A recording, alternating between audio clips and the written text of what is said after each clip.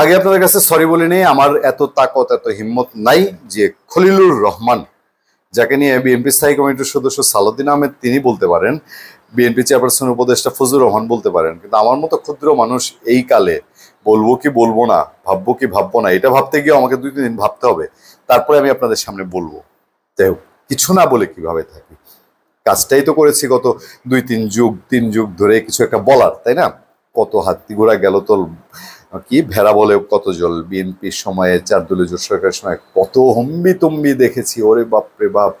সেই নাজমুল হুদার হম্বি তম্বি সহ, সে তখন সড়ক পরিবহন মন্ত্রী, তারে নিয়ে রিপোর্ট করা চিন্তাই করা যায় না। এই আওয়ামী লীগ সরকারের সময়ে এসে 17 বছরে 2008 থেকে বিশেষ করে 15 পর্যন্ত মন্ত্রী টেপিএস তাদের আস্তানায় যাইতে তো হয়েছে। কথা না বলে তো আবার পারি না, সারা জীবনের পেশাটা তো এটাই বেছে নিয়েছি। আচ্ছা, এত ভূমিকায় যাব না। খলিলুর রহমান, তাকে নিয়ে একটা হুলস্থুল অবস্থা। দেখেন, একটা দেশের পররাষ্ট্র মন্ত্রণালয়ে সবসময় সেলুট করার একটা জায়গা, একটু পশ জায়গা, একটা সম্মানের জায়গা। পররাষ্ট্র মন্ত্রণালয় চলেই খুব সুন্দরভাবে। আওয়ামী লীগ আমলে কিছু পররাষ্ট্র মন্ত্রণালয়ের কিছু লোকজনের যেগুলো ভুল নিয়োগ ছিল, ধরেন বিভিন্ন দূতাবাসে স্ক্যান্ডাল, সোজা বাংলা বলে স্ক্যান্ডাল ছাড়া আরও হয়েছিল যে আওয়ামী লীগ শাসন যে স্বৈরাচারের দিকে গেছে, এইটা কিছু কিছু কূটনীতিক তারা এটার মোটামুটি দালালি শুরু করেছিল। এর বাইরে এখনকার যে পরিস্থিতি, যে কুত্তায় লেজ নাড়ায় না লেজে কুত্তা নাড়ায়, এখন ধরেন পররাষ্ট্র উপদেষ্টা একজন আছেন তৌহিদুর রহমান, ভদ্রলোক মানুষ, কথাবার্তা ওই যে বলি না স্বরাষ্ট্র উপদেষ্টার কথা, আমাদের ওনার বডি ল্যাঙ্গুয়েজ, ওনার ছাপ, ওনার পোশাক আশাক বোঝা যায় যে উনি খুবই একটা টিপটপ ঝিমঝম টাইপের মানুষ, একটু আলাভোলা কিনা, একটু সহজ সরল কিনা। পররাষ্ট্র উপদেষ্টার মধ্যেও সেই সাদা সিধার ভাব আছে।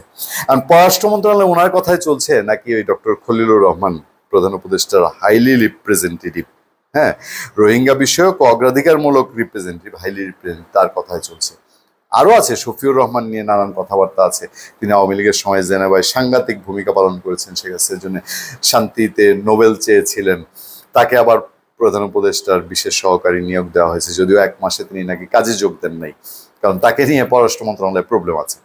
তিনি অফিস কোথায় করবেন, পররাষ্ট্র মন্ত্রণালয়ে করবেন না তেজগাঁয়ে প্রধান উপদেষ্টার এখানে করবেন, এই নিয়ে প্যাচ লেগেছে পররাষ্ট্র সচিব জসিমউদ্দিনকে নিয়ে। আপনাদের মনে আছে পাকিস্তানের পররাষ্ট্র সচিব কি হেনা, যিনি, ওনার সাথে একটা মিটিং এর পরে পররাষ্ট্র সচিব জসিমউদ্দিন ব্রিফিং এ যখন বললেন যে পাকিস্তানকে 71-এ মুক্তিযুদ্ধের জন্য ক্ষমা চাইতে বলা হয়েছে, হায় রে হায় যায় কই, পাকিস্তান প্রেমীরা ঝাপটায় ধরলো তারে যে এই লোক এই কথা কেন বললো, হ্যাঁ পাকিস্তান ক্ষমা চেয়ে ফেলছে। মানে বাংলাদেশের মানুষ জন্ম, তার নাগরিকত্ব থাকা উচিত কিনা, এদের জন্ম নিয়ে কথা বলার, মানে কথা বলতেও ঘৃণা লাগে যে পাকিস্তান ক্ষমা চাবে, এটা কেন বাংলাদেশে পররাষ্ট্র সচিব বললো, এটা নিয়ে তাদের গায়ের মধ্যে অ্যালার্জি লেগে গেছে, চিন্তা করেন। এবং সেই যে উস্কানি শুরু হইলো, তারপরে পররাষ্ট্র সচিব জসিমউদ্দিন তিনি বিদায় নেবেন, তাকে জানানো দেওয়া হয়েছে, এবং তিনি গুরুত্বপূর্ণ কোনো মিটিংয়েই নেই, নজিরবিহীনভাবে জাপানের সাথে মিটিং হয়েছে সেটাতেও পররাষ্ট্র সচিব নেই, তাকে বিদায় মোটামুটি সুনিশ্চিত। নতুন পররাষ্ট্র সচিব এখনো ঠিক করতে পারছে না। আচ্ছা, তার এদিক দিয়া দিল সদস্যপদ বাতিল করে, মানে একটা বিতিকিচ্ছিরি কাণ্ড কারখানা পররাষ্ট্র মন্ত্রণালয়, কাজকর্মে প্রবলেম হচ্ছে। এগুলো আমার কথা না, এগুলো পত্রপত্রিকাতে আসছে। ইভেন এই সরকারের খুবই শুভানুধ্যায়ী প্রথম আলোই নিউজ করেছে, একদম খুব ফলাও করে, যে অস্বস্তিকর পরিস্থিতি পররাষ্ট্র মন্ত্রণালয়ে পররাষ্ট্র সচিব বদল নিয়ে।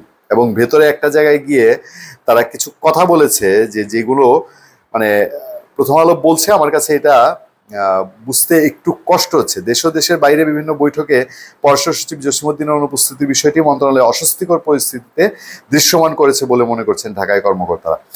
ইভেন বিদেশি কূটনীতি যারা বাংলাদেশে আছেন তারাও নাকি এখন পররাষ্ট্র মন্ত্রণালয় বা পররাষ্ট্র উপদেষ্টা তৌহিদ হোসেনের চেয়ে এই খলিলুর রহমান সাহেবের কাছে যাইতে নাকি অনেক স্বাচ্ছন্দ্য বোধ করেন। কারণ কি, যে পররাষ্ট্র মন্ত্রণালয়ে খুব দীর্ঘ শত্রুতা আছে, এবং খলিলুর রহমান যেহেতু চায়নায় প্রধান উপদেষ্টা একটা সফল সফর আয়োজন করেছেন, ইলন মাস্কের সঙ্গে বৈঠক করিয়েছেন, থাইল্যান্ডে সফর হয়েছে, এইসব ক্রেডিট খলিলুর রহমানকে দিয়ে তার কাছে যাইতেই বিদেশি কূটনীতিকরা তারা আপনার খুব স্বাচ্ছন্দ্য বোধ করছে। কিন্তু বিষয়টা হলো এখানে না, বিষয়টা হলো পররাষ্ট্র মন্ত্রণালয় পররাষ্ট্র নিয়ে বা বিদেশি সম্পর্ক নিয়ে কাজ করে, কিন্তু এফেক্টটা দেশের বাইরে পড়ে।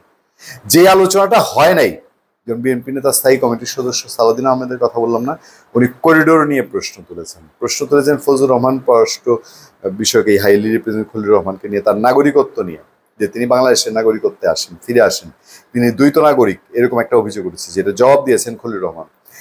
এরকম একটা মানুষ থাকা অবস্থায় করিডোর কি বাংলাদেশের স্বার্থ বিরোধী, বাংলাদেশকে ঝুঁকিতে পড়ে মায়ানমারে মানবিক করিডোর কথা দেওয়ার কথা উঠেছে কিনা, বা ভারতের সাথে এখন যে একটা উত্তপ্ত কূটনৈতিক পরিস্থিতি, এই কূটনৈতিক পরিস্থিতিতে কে ভূমিকা রাখছে, কতটুকু ভূমিকা রাখছে, এইটা বাংলাদেশের জন্য সুদূর প্রসারী চিন্তা হিসেবে কতটা মঙ্গলজনক, এইসব আলোচনা চারদিকে মাঠে ঘাটে হচ্ছে না।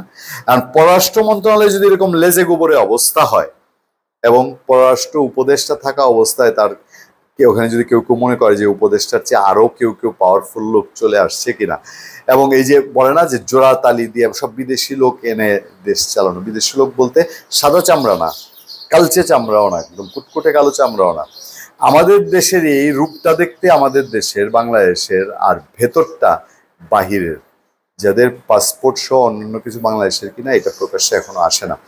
এরকম একটা পরিস্থিতি চলতে যদি থাকে, আগামীতে আপনারা যুদ্ধ যুদ্ধ খেলবেন, আমাদের কি করার আছে, আমরা তাকিয়ে তাকিয়ে দেখবো। ধন্যবাদ সবাইকে, ভালো থাকবেন, সুস্থ থাকবেন, সত্য করুন এবং সহনশীলতার সাথে। আপনাদের সাথে আমি আতিক রহমান পূর্ণিয়া।